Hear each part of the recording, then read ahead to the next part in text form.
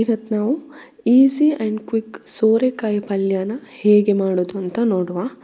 ಇದು ಬ್ಯಾಚುಲರ್ಸಿಗೆ ಬೇಗನೆ ಮಾಡುವಂಥ ರೆಸಿಪಿ ಅಂತಲೇ ಹೇಳ್ಬೋದು.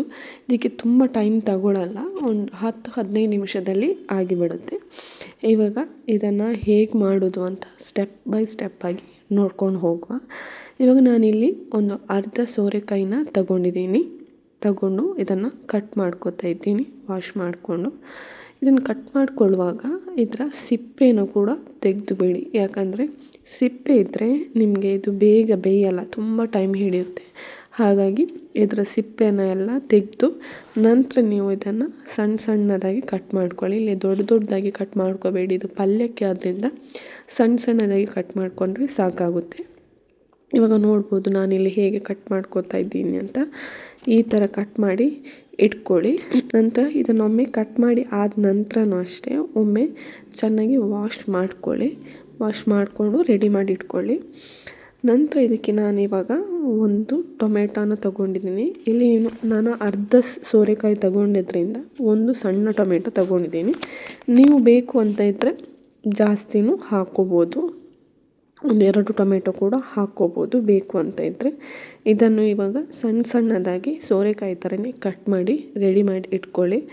ನಂತರ ನಾನಿಲ್ಲಿ ಒಂದು 3 ಮೆಣಸಿನ್ಕಾಯಿನ ತೊಗೊಂಡಿದ್ದೀನಿ ಖಾರಕ್ಕೆ ಬೇಕಾಗಿ. ಇದು ಮೆಣಸಿನ್ಕಾಯಿ ಅಷ್ಟು ಖಾರ ಇಲ್ಲ, ಹಾಗಾಗಿ ನಾನು ಒಂದು 3 ತೊಗೊಂಡಿದ್ದೀನಿ. ನಿಮಗೆ ಖಾರ ಜಾಸ್ತಿ ಬೇಕು ಅಂತಿದ್ದರೆ ನೀವು ಜಾಸ್ತಿ ಮೆಣಸಿನ್ಕಾಯಿಯನ್ನು ಕೂಡ ತಗೋಬೋದು. ಇದನ್ನು ಈ ರೀತಿ ಉದ್ದಗೆ ಕಟ್ ಮಾಡಿ ಇಟ್ಕೊಂಡಿದ್ದೀನಿ ನಾನು. ನಂತರ ನಾವು ಇದಕ್ಕೆ ತೆಂಗಿನ ತುರಿನ ರೆಡಿ ಮಾಡಿಕೊಂಡು ಇಟ್ಕೊಳ್ಳುವ.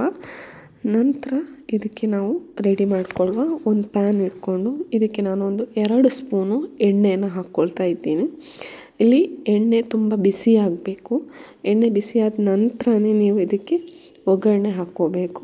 ಇವಾಗ ನಾನಿಲ್ಲಿ ಎಣ್ಣೆ ಬಿಸಿಯಾಗಿದೆ, 1 ಟೇಬಲ್ ಸ್ಪೂನು ಸಾಸಿವೆನ ಹಾಕ್ಕೊಳ್ತಾ ಇದ್ದೀನಿ.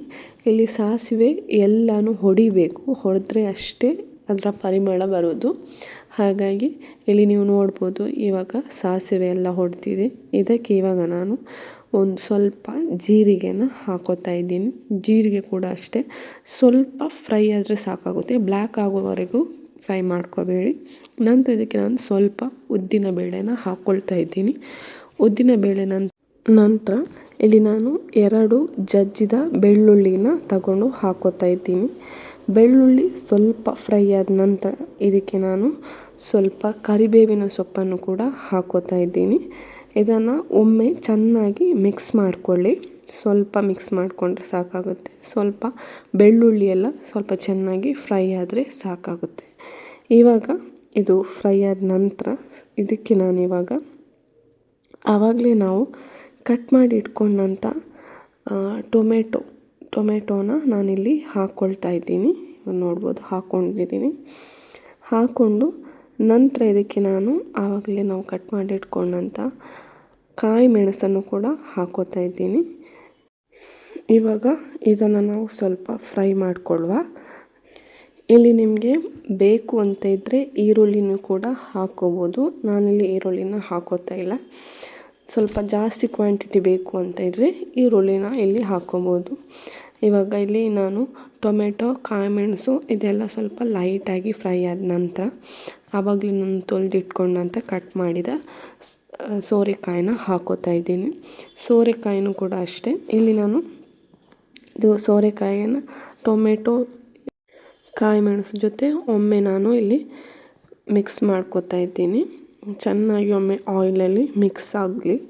ಒಂದು 1 ಮಿನಿಟ್ ಆದ ನಂತರ ಇದಕ್ಕೆ ನಾನು ಇವಾಗ ಟೇಸ್ಟಿಗೆ ಬೇಕಾಗಿ ಸ್ವಲ್ಪ ಉಪ್ಪನ್ನು ಹಾಕ್ಕೋತಾ ಇದ್ದೀನಿ.